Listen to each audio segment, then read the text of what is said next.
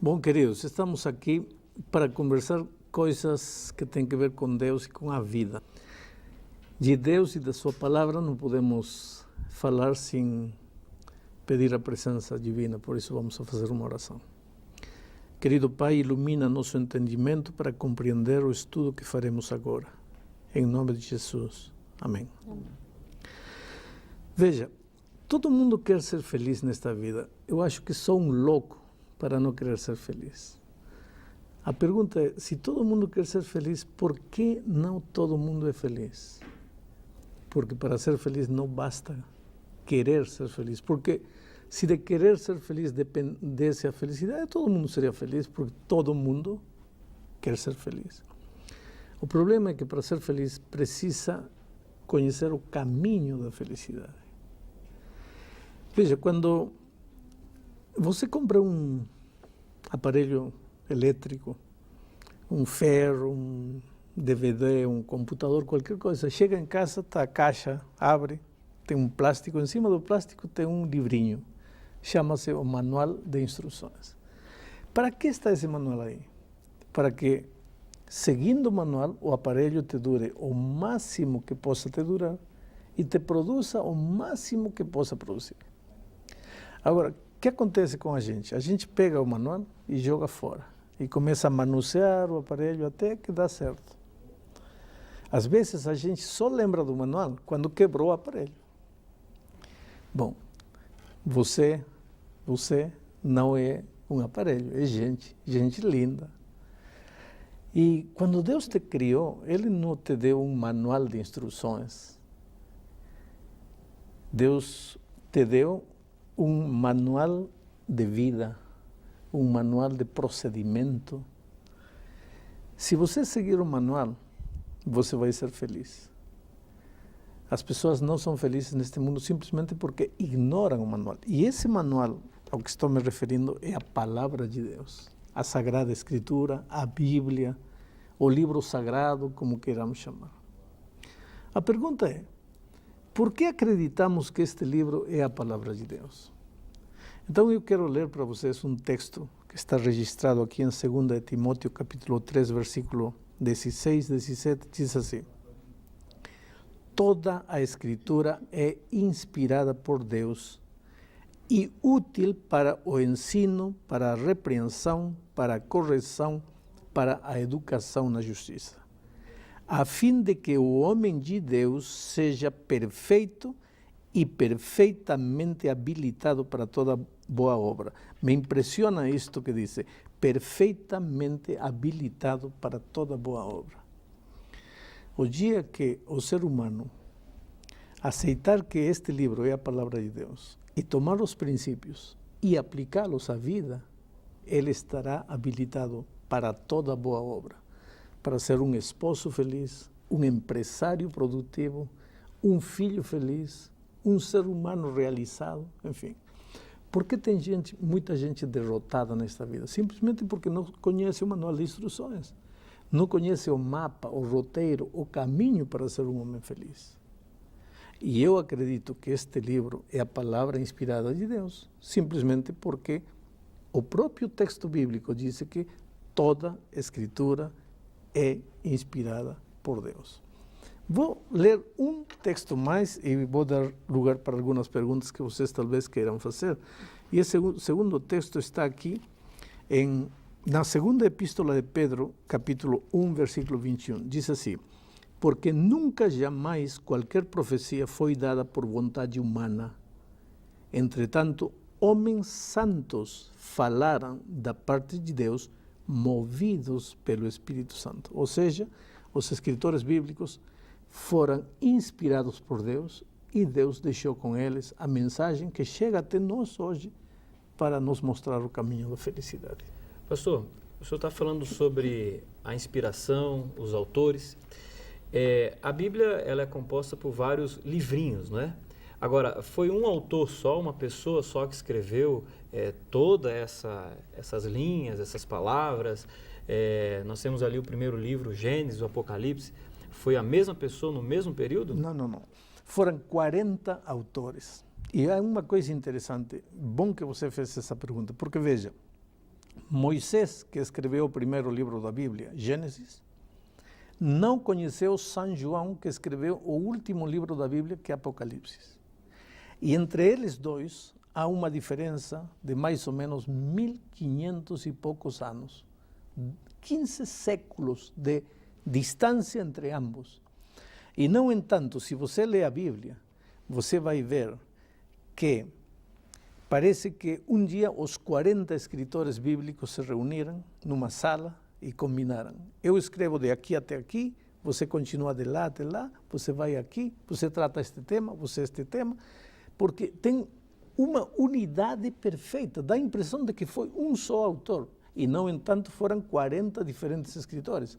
Por que tudo isto? Simplesmente porque por trás deles havia uma mente superior, a mente divina, inspirando. E essa, para mim, é outra prova da inspiração da Bíblia, a unidade de mensagem. Pastor, mas o senhor acabou de colocar que foram 40 homens que foram usados, inspirados por Deus, não é, para escrever a Bíblia. Agora, esses homens, vocês dizem que foram inspirados por Deus, mas quem me garante que eles realmente foram inspirados? Porque eu posso chegar para o senhor, escrever um livro e falar, olha, pastor, eu fui inspirada e está aqui o meu livro, você tem que acreditar nele. É verdade, é verdade. Como é que é isso? Se a declaração dos escritores bíblicos que dizem que foram inspirados por Deus fosse a única prova da inspiração da Bíblia, você teria razão. Mas acabo de mencionar outra razão para a inspiração da Bíblia, que é a unidade de mensagem. Como você explica que 40 autores que não se conheceram escreveram a mesma coisa? Mas tem mais, tem profecias bíblicas que provam que uma mente que conhece tudo, que conhece o futuro desde o passado, inspirou a esses escritores bíblicos. Por exemplo, só vou te mencionar o caso de Isaías. Aqui em Isaías 40, 22, encontro uma coisa interessante. Diz assim: Ele, referindo-se a Deus, é o que está assentado sobre a redondeza da terra, cujos moradores são como gafanhotos. Quer dizer, Isaías, muitos séculos atrás, dizia que a terra era redonda. Só que a ciência não acreditava. Vocês conhecem um pouco da história. Até 400 anos atrás, 500 anos atrás, as pessoas pensavam que a terra era plana, era quadrada, e a Bíblia dizia, não, a terra é redonda. Então a ciência daqueles dias dizia, quem tem razão? A Bíblia, aquele livro, ou a gente que é a ciência? Se nós, os cientistas, estamos dizendo que a Bíblia, que a terra é quadrada, é plana, é plana. E, no entanto, o 12 de outubro do ano 1492, Cristóbal Colombo chegou à América e provou para o mundo que a Terra é redonda. E a Bíblia tinha razão. Mas, para mim, a maior prova de que a Bíblia é a palavra de Deus é o poder transformador que a Bíblia tem. Porque você pode ler qualquer livro, história, geografia, literatura, aumenta teu conhecimento, aumenta tua cultura, mas tua vida não muda. Agora, é impossível ler a Bíblia sem que a tua vida não mude. Eu tenho visto jovens drogados, maridos que tinham abandonado a mulher, os filhos, bêbados, assassinos, ladrões, serem transformados pelo poder da palavra de Deus. Pastor, o senhor está falando sobre toda a Bíblia e a ação transformadora da Bíblia. Mas que Bíblia é essa? Porque esses dias eu fui numa livraria e eu vi ali, primeiro, Bíblia com capas, tinha capa rosa, branca, preta, tudo quanto era cor. E me parece que existiam algumas diferenças entre uma Bíblia e outra, principalmente entre os evangélicos e os católicos. Existem duas Bíblias? Como é que eu entendo isso exatamente? Veja, todas as Bíblias, evangélicas, católicas, sem religião, todas as Bíblias foram traduzidas dos mesmos originais antigos.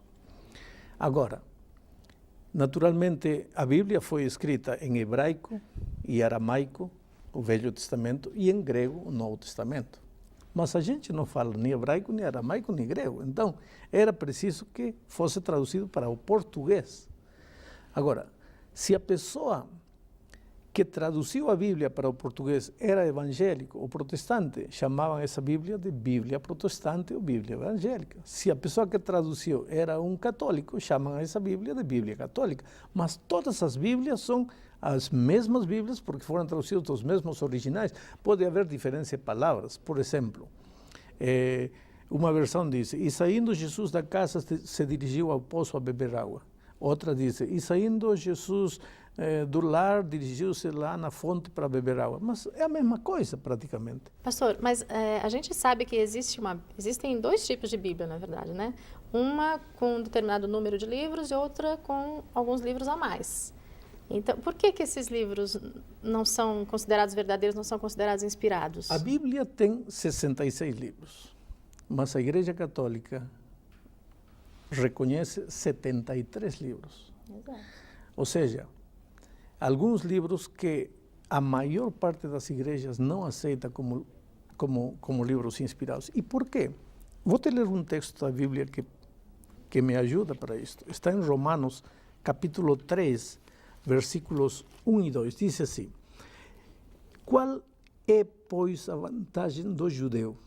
Ou qual a utilidade da circuncisão? Qual é o privilégio que os judeus têm? E veja o que o versículo 2 diz: muita, sob todos os aspectos, principalmente porque aos judeus foram confiados os oráculos de Deus. Quer dizer, o povo judeu pode não ter aceitado Jesus, pode ter rejeitado Jesus quando ele veio a esta terra, o que quisermos. Mas o texto bíblico, inclusive o Novo Testamento, Paulo aqui em Romanos diz: há um privilégio que o povo judeu tem, é que a eles foi confiada a palavra de Deus. E o povo judeu não aceita os livros apócrifos como livros inspirados. Por outro lado, Jesus mencionou muitas referências do Velho Testamento, nunca um daqueles livros apócrifos. Os escritores do Novo Testamento usaram muitas referências do Velho Testamento, mas nunca um dos livros apócrifos. Por outro lado, todos os livros do Velho Testamento foram escritos ou em hebraico ou em aramaico. Mas estes livros apócrifos foram escritos em grego. Então temos muitas provas de que eles não são reconhecidos como livros inspirados por Deus. Quando eu olho para a Bíblia agora, pastor, 66 livros, foram 40 autores. Num primeiro momento eu começo a folhear de um lado para o outro. E eu confesso que às vezes eu fico meio perdido. Como que eu começo a estudar a Bíblia? Eu devo ler de capa a capa, devo ler apenas o Novo Testamento, apenas o Antigo Testamento. Quando chega em Apocalipse parece que as coisas ficam um pouco mais complexas, não é verdade? Como eu devo estudar a Bíblia? Em primeiro lugar, eu te diria uma coisa: se a Bíblia foi inspirada por Deus, você só pode entendê-la por iluminação do Espírito Santo. Então, antes de ler a Bíblia, antes de estudar a Bíblia, o que você tem que fazer é pedir ajuda divina, porque se você vai à Bíblia com uma atitude eminentemente humana, você não vai entender a Bíblia. Em segundo lugar, começa a ler pelas partes mais fáceis, porque eu tenho que reconhecer que pode haver alguns pedaços complicados da Bíblia. Começa pelos evangelhos, o Evangelho de São João, que é lindo, Mateus, Marcos, Lucas, enfim. O que acontece? Isto é como comer jiló. Tem gente que diz: eu não gosto de jiló, mas nunca comeu, experimenta. Você vai ir gostando, e vai chegar um momento que não vai poder viver sem jiló. Experimenta a Bíblia, pouquinho a pouco, e você vai começar a sentir o sabor, e vai chegar um momento em que vai descobrir as verdades maravilhosas que, aplicadas à tua vida, vão te mostrar o caminho da felicidade. Pastor, mas uma dúvida. Se a Bíblia, o senhor falou para a gente no começo, a Bíblia é a carta de Deus para nós, não é? Normalmente, quando a gente escreve uma carta, a gente costuma ser muito claro no que a gente escreve, né? E eu acho a Bíblia muito difícil de ser compreendida, muito difícil. Tem muitos simbolismos, muitas profecias cheias de animais e períodos proféticos. A gente não entende por que Deus, ao inspirar as pessoas que escreveram a Bíblia, por que elas escreveram de uma forma tão difícil da gente compreender? Não podia ser mais claro, mais direto? Não seria tão mais fácil? Seria. Em um estudo posterior, vamos estudar como os verdadeiros, sinceros homens de Deus que queiram seguir as instruções bíblicas serão incompreendidos, maltratados e até perseguidos. Então, para não fazer a vida tão difícil àqueles sinceros filhos de Deus, Deus escondeu, não digo que escondeu, Deus como que disfarçou a sua mensagem para que unicamente os sinceros de coração compreendam a palavra de Deus. Agora, como que unicamente os sinceros de coração? Porque para entender a palavra de Deus, você tem que ir como uma criança, com desejo de aprender. Você tem que ir com atitude humilde, tem que se despojar de seus preconceitos. Veja, a Bíblia é um livro perigoso, e te explico por quê. Porque se você pegar um texto da Bíblia, um verso da Bíblia, você pode falar a Bíblia disparates que a Bíblia nunca falou.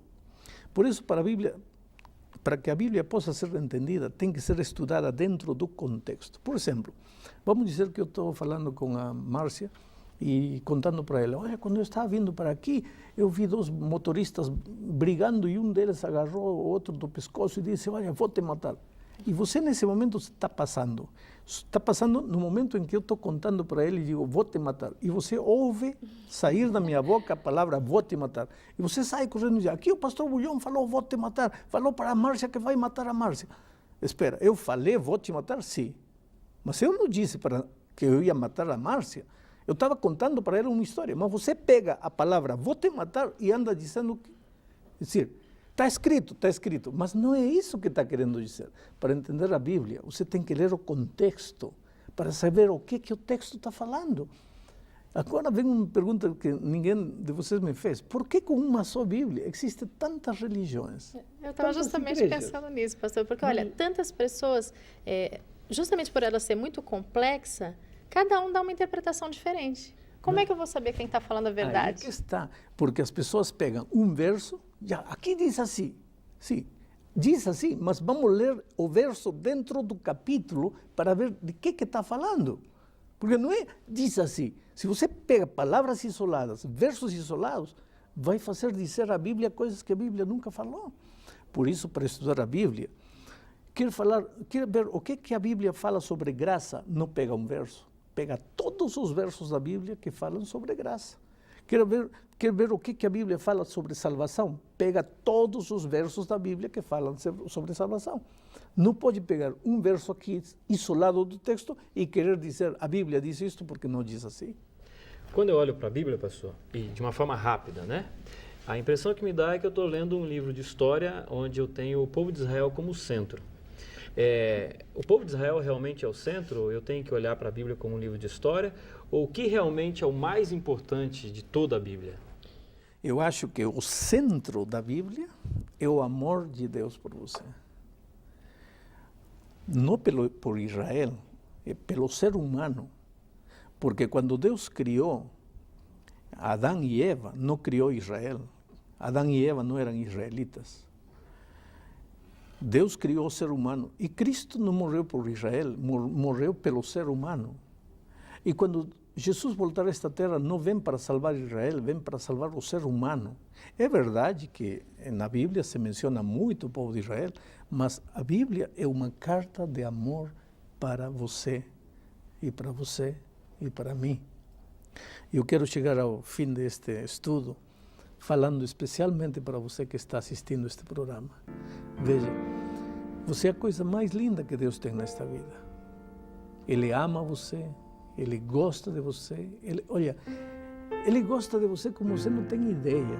Agora, você acha que Ele te criou e te colocou neste mundo e diz assim, agora você vire-se aí e tente ser feliz do jeito que você puder. Não. Neste momento, Ele conhece tuas lutas, conhece tuas dores, teu sofrimento.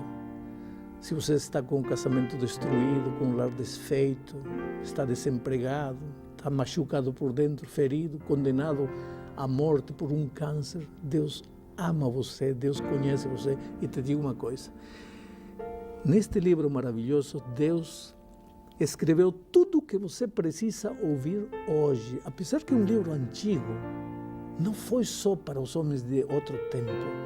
Apesar que um livro antigo tem verdades maravilhosas para você hoje. E se você ler a Bíblia, você vai ver que Deus vai abrir seus olhos para uma dimensão da vida que você ainda não conhecia. Que Deus te abençoe e te cuide sempre.